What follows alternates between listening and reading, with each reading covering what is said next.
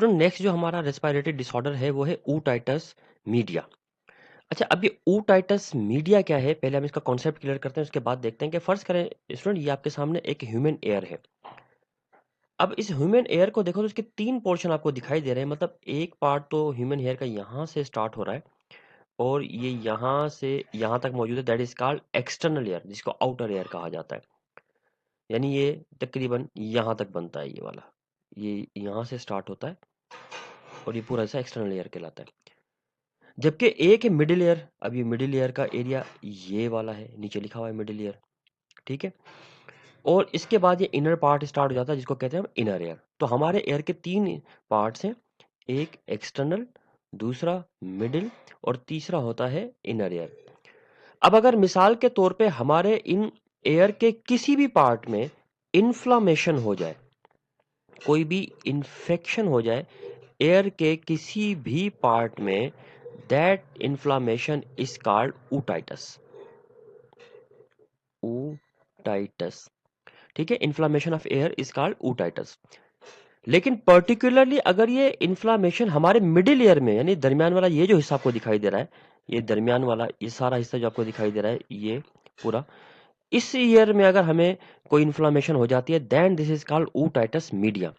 तो ootitis media particularly क्या होता है कि इन्फ्लामेशन ऑफ मिडिल ईयर, हमारे कान का जो दरमियानी हिस्सा होता है मिडिल ईयर, उसकी इन्फ्लामेशन को हम ootitis कहते हैं, ootitis मीडिया कहते हैं।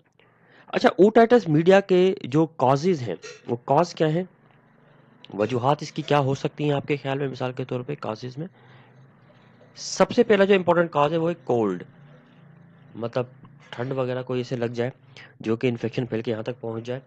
इसके अलावा एक और काज हो सकता है इसका, और वो है सोर थ्रोट, गले का इन्फेक्शन कोई हो जाए, ठीक है, गले में छाले निकल आए, गले का कोई इन्फेक्शन हो जाए, गला दुखता है आपका, तो सोर थ्रोट का ये प्रॉब्लम है, ये हो जाता है।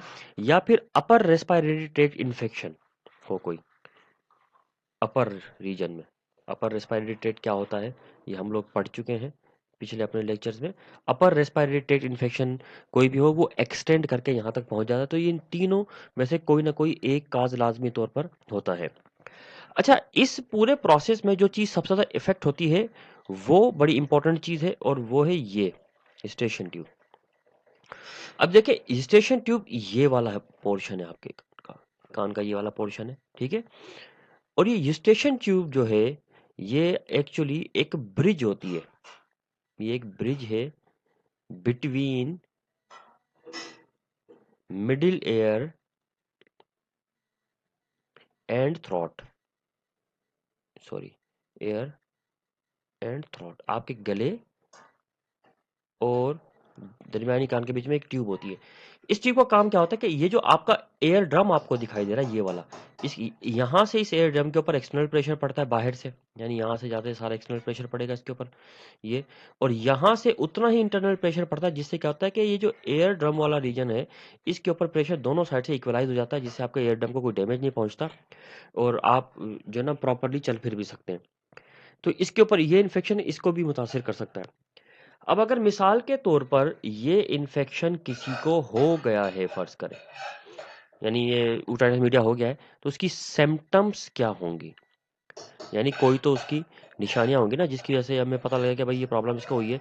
सबसे पहली सिम्टम जो जो कि आमतौर पे इन्फेक्शन या इन्फ्लामेशन के केस में आती है, वो है फीवर, यानी फीवर हो जाएगा उसको, ठीक है। और अनबैलेंसिंग ऑफ बॉडी, बॉडी को बैलेंस नहीं कर पाएगा, ठीक है। आपको पता है कि एयर का ही काम होता है बॉडी को बैलेंस करने का, वो नहीं कर पाएगा।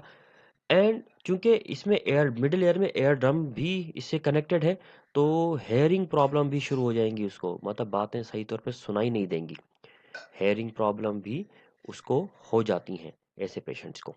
तो सबसे अहम बात, ये हेयरिंग प्रॉब्लम नहीं होनी चाहिए, होना शुरू हो जाती है। इसके अलावा इरिटेबिलिटी, इरिटेबिलिटी भी होना शुरू हो जाती है एयर में, जो कि बड़ी एक अहम सिम्टम होती है। इसके अलावा सबसे अहम जो चीज़ जो है, जो कि इन सबके साथ होगी, वो होगा पेन, यानी एयर में आपके पेन तकलीफ बड़ी स्टार्ट हो जाएगी। अब सवाल ये है कि इतना कुछ तो हो गया, अब इसकी ट्रीटमेंट कैसे करना है इसका। ट्रीटमेंट, इस चीज़ को सेट कैसे करना है, ये इजीली क्योर हो जाती है, इसके लिए इतनी परेशानी की बात नहीं होती। ट्रीटमेंट में हम लोगों ने एंटीबायोटिक्स के ड्रॉप्स यूज़ करने होते हैं जो भी, ठीक है। एंटीबायोटिक्स के जो ड्रॉप्स हैं ये हमने इस्तेमाल करने, और इसके अलावा जो हमारा कंसल्टेंट फिजिशियन जो भी सजेस्ट करता है उसके अकॉर्डिंगली एहतियात हमने करनी है। मतलब एंटीबायोटिक के ड्रॉपलेट तो जाहिर सी बात है मस्ट है, कंपलसरी, वो तो यूज़ होंगे, लेकिन सपोर्टिव थेरेपी के तौर पर या जो भी हमारा कंसल्टेंट कंडीशन देखकर जो भी रिकमेंड करता है तो वो हमें करना है।